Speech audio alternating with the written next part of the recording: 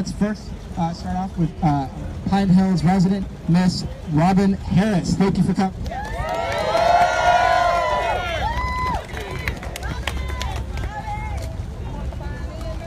Hey everybody, I don't want you to feel like you're at church, but I want you to look at the person next to you and say this: if we don't stand for something,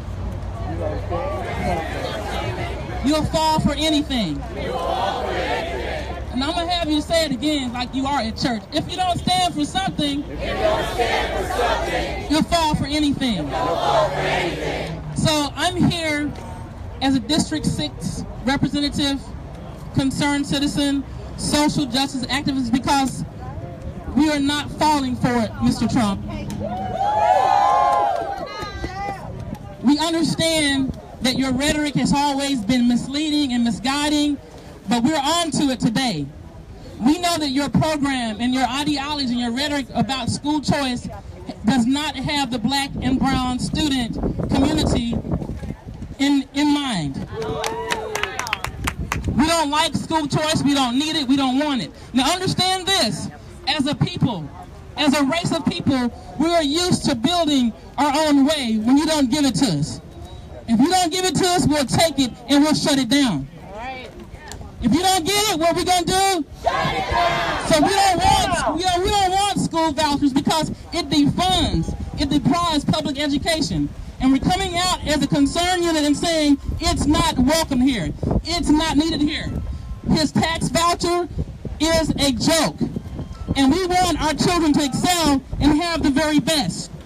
Trump's America is polluted, it's corrupted, and it does not have any form or shape of concern for the trans children, for the black children, and for our brown children.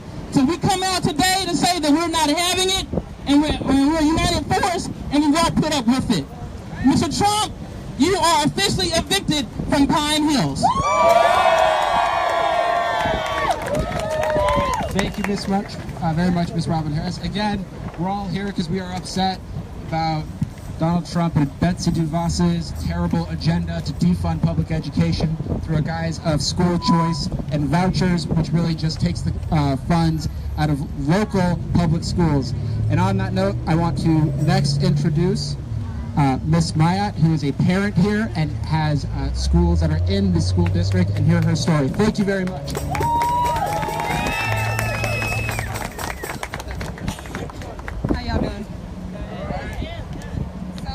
I'm here to speak as a parent, as a concerned parent, about my children and basically what's facing all of our children with this new voucher program that Trump is trying to force upon us without our consent.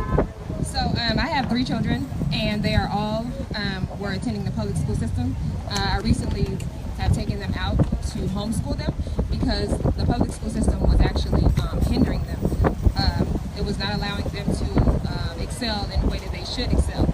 But the problem with the whole voucher program is that Trump is trying to take funds from one area and transfer them to another area, and is trying to convince us that charter school is going to be good for our children.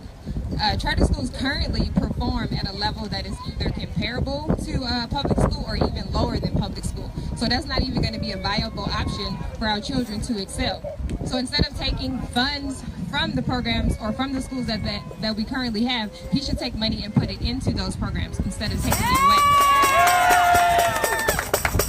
With his program, basically what he's going to do for black and brown children, because that's what I'm most concerned with. I have black and brown children. He's basically leading that to further oppress our children. He's taking that to lead our children more into the whole school to prison pipeline, and how about we're not going to stand for that? He's using that program to filter our students into prison, and so we have to take that back.